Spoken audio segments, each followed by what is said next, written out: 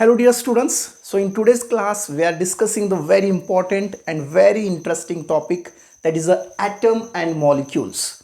Okay, so before discussing that we'll see what is a matter. Do you know that matter means what?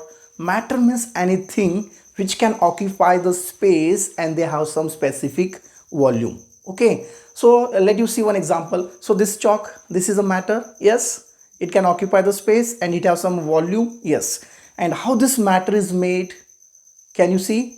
So this matter means this chalk is made by using the small particles, and that small tiny particle is called what? Atom. And you can see the another example. So in your day-to-day life you are using the sugar, sand, then diamond, graphite, okay, then iron, zinc.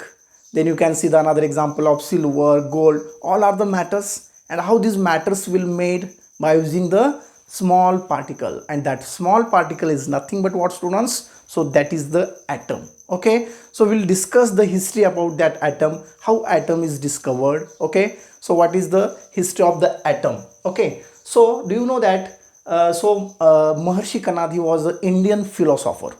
Okay, so according to the Maharshi Kanad, so he said that if you go on dividing the any matters, matter means in Hindi we can say is what? Any padarth in Hindi. Okay, so if you go on dividing the matter, we'll get the smaller and smaller particles. Okay, if you divide the any matters, suppose if you divide this chalk, we'll get the smaller particles. Okay, set that smaller particles so of a matter, and ultimately we'll get the smallest particle. Okay, if you dividing this chalk, we'll get the very fine small particles we cannot be seen your naked eyes, so we should be observing microscope sometime. Okay, so we'll get ultimately we'll get the smallest particle, and that smallest particle of matter which cannot be divided further is called atom.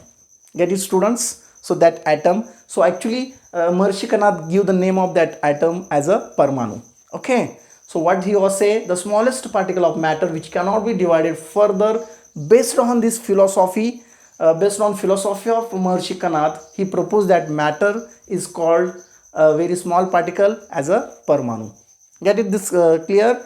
So Maharshi Kanad, he was an Indian philosopher. So he observed that, he said that if you go on dividing the any matter, we'll get the smaller particles. Okay, and ultimately we'll get very smallest particle, and based on his philosophy he said that so that is what? Parmanu. Okay, and now that Parmanu was renamed by the scientist John Dalton's, and Dalton's called as a atoms. So whatever philosophy made by the scientist, made by the philosopher, that is a Maharshi Kanad, again same property studied by the scientist John Dalton, and he can rename that Parmanu as a atoms. Okay, so atom is the very smallest individual particle which cannot be divided further. Okay, and each and every substance, each and every compound, each and every molecule are made by using the smallest individual particle is called what? Atom.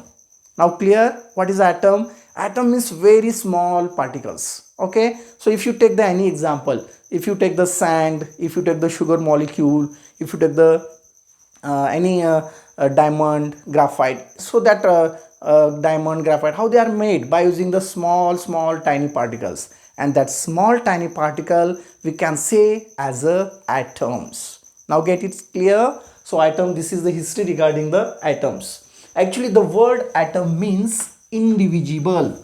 So what is the meaning of atoms? So the meaning of atom is what? Indivisible. So that means something which cannot be divided further. Get it? And all the matter is made up of small particle, and that small particle is called is what? Atom. So now we'll discuss the very important law, that is a law of chemical combination. Okay, so law of chemical combination. So so many scientists perform the various chemical reaction in large number of the chemical reaction, and they can analyze this law of chemical combination. Actually this law of chemical combinations is helpful to give the brief idea of atoms, and also developing the Dalton's atomic theory. Now get it, students? So law of chemical combinations are mainly here two types. Okay, so one is the law of conservation of mass, and second one is the law of constant proportion. First is which one? Law of conservation of mass. Get it? Law of conservation of mass, and second one is what? Law of constant proportion. Now clear, students? So here we'll discuss law of conservation of mass. Actually, law of conservation of mass proposed by the scientist Lavoisier in 1774. The name of the scientist is Lavoisier.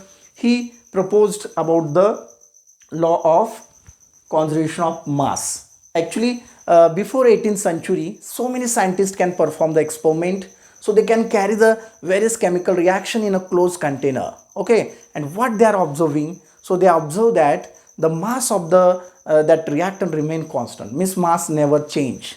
Okay, based on this, and it is a preservative nature of that experiment, they can conclude this is the law of conservation of mass. Okay, so actually law of conservation of mass was given by the scientist Lavoisier in 1774. So let me discuss in brief about this law of conservation of mass.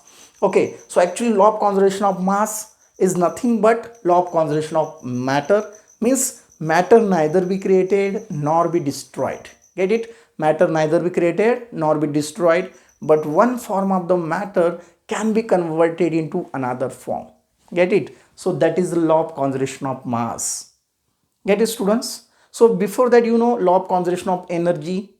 Energy neither be created nor be destroyed, but one form of the energy can be converted into another form. Based on this, law of conservation of mass is there. Mass is neither be created nor be destroyed, but one form of the mass can be converted into another form. Okay, so this explained by the scientist Lavoisier in 1774. Let you discuss one simple example. Here I am taken the calcium carbonate, CaCO3. Get it, students? Calcium carbonate. So when calcium carbonate undergoes decomposition, when we have to heat this, so after heating, what we will get? So obviously, when calcium carbonate on heating, it undergoes decomposition, it undergoes breakdown, it can form the calcium oxide, CaO plus carbon dioxide. Okay, let you see here how the law of conservation of mass is applicable here. So in case of the calcium carbonate, what is the atomic mass of calcium carbonate? So do you know calcium how much? Calcium is 40, then this carbon is 12, then oxygen, one oxygen 16 plus 16. So total how much it comes? So obviously it comes what? How much? 100 grams. So if you see the mass of this calcium, carbon and oxygen, if you make it total, how much it will get? 100 grams. Get it? Calcium 14, carbon 12, then one oxygen we can take how much? Yes, 16. So automatically how much it comes? Yes, 100 grams. If you take the after breaking calcium carbonate, when it heat, it can form the calcium carbonate, calcium oxide and carbon dioxide. So this is a reactant, reactant. If you see the any chemical reaction, left side always reactant and this right side always the product. Get it, students? So this is your product. So see how the mass remain constant in case of the reactant and product. So after forming this product, calcium oxide and carbon dioxide, see in calcium oxide, calcium how much? Calcium 40, get it, plus oxygen 60. How much? 40 plus 60, 56 gram. So in case of the carbon dioxide, already carbon 12 plus oxygen 32. So how much? It is a 44. So here 56 plus 44, 100 gram. So in case of the reactant also it is 100 gram. Okay. So how many calcium molecules are here in reactant? 1. So here also 1. Oxygen how many? 3. Here 1 and here 2 means 3. And carbon 1. So in reactant also 1, in product also 1. So that means mass never be changed. So whatever the mass of the reactant is always equal to the mass of the product. Now clear, students? So according to law of conservation of mass, so during the any chemical combination, so whatever it is a displacement reaction, rearrangement reaction, decomposition reaction, or addition reaction, substitution reaction, whatever reaction, the mass never change. The mass remain constant from reactant as well as product. The mass of the reactant is always equal to the mass of product. Get it? So that is the law of conservation of mass. Let us see one more example here. If you take the carbon and oxygen, C plus O2. So let you see what will get, students? Carbon dioxide. Okay. So see the mass of carbon how much? 12, and mass of 2 oxygen 32. So if you total 12 plus 32, 44. And if you see the carbon dioxide here, 12 plus 32, here also 44. So this is the product, this is a reactant. The mass of reactant here 44 and mass of the product also 44, means mass never change in case of the reactant as well as product. Now clear, students? So let me see one more example. So if I am taken the any molecule, suppose if you take the sulfuric acid, okay, H2SO4, H2SO4, okay, and here I am adding the zinc granules, zinc, okay, this is your sulfuric acid, and we can add a zinc. So here, students, what happened here? Yes, combination reaction takes place or displacement. Yes, it is a displacement reaction. Zinc sulfate will get ZnSO4 plus hydrogen gas is evolved, H2. Okay, see here, what we'll do here? So we'll take on the sulfuric acid in one beaker and we can add the zinc granule in that. So what happened in this case? So this zinc can substitute on the place of hydrogen. So these are two hydrogen gases evolved, and on the place of hydrogen, so this zinc will be substituted. So here simply we'll get a zinc sulfate. So you check it in reactant. This is reactant side, this is the product side. So how many hydrogen? 2. Here also 2. How many zinc? 1. In product 1. So sulfur 1, here also sulfur 1. Check it. Oxygen 4, here also oxygen 4. So means number of element also remain constant, the mass also remain constant. That is what law of conservation of mass. That means mass neither be created nor be destroyed, but one form of the mass can be converted into another form. So that is what law of conservation of mass was explained by the scientist Lavoisier. Now get it, students. Next law we'll discuss, that is very important law, that is a law of constant proportion. Okay, actually law of constant proportion given by the scientist Prost in 1779. Okay, according to the Prost, so if you take the any molecule, any compound, any substance, the ratio of the any element is fixed, so that never change. Suppose so what this law says, it states that, okay, in a chemical substance, what is the statement? Just see, it states that in a chemical substance the elements are always present in a definite proportion. So what the law of constant proportion? It states that in a chemical substance, whatever chemical substance you can take, the elements are always present in a definite proportion by its mass. We see one example here. You take the example of water, H2O. Okay, students. So do you know the mass of hydrogen how much? Mass of hydrogen is 1. Yes. And mass of oxygen how much? Mass of oxygen, one oxygen molecule, 16. Get it? The mass of oxygen how much? 16. But here hydrogen how much? 2. So that means 2 hydrogen means H2. What is the mass? 2. And oxygen as it is only one oxygen, 16. Okay, if you check the ratio, 2 by 16. So what is the ratio? It comes 1:8. If you divide this 1:8. So this is the ratio of water molecule. Okay, so that means here 2 hydrogen and 1 oxygen. So you can take the water from any resources.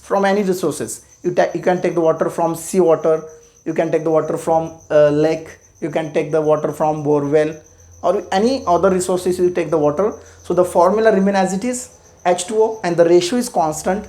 That means one part of the hydrogen and 8 part of the oxygens are there, means 2 hydrogen and 1 oxygen. Now clear, students? Yes, the mass of the water molecule, the proportion, the ratio is same, that is 1:8. So you can take the water from any other resources. You take the water, you can collect the sample of water from different resources. Okay, if you take the pure water, okay, from other sources, and you can take the water from bore well and other sea water or rainwater, you can collect and you can check this. So the ratio always come 1:8, means that is a constant. It states that in chemical substance the elements are always present in a definite proportion of the mass. The proportion of mass is always definite, it never change. Now clear, students? So this is what law of constant proportion. Now all of you clear? So let you clear this example in different way. So if you take the pure water and we can passes the electricity from that. So what you observe? So it undergoes decomposition.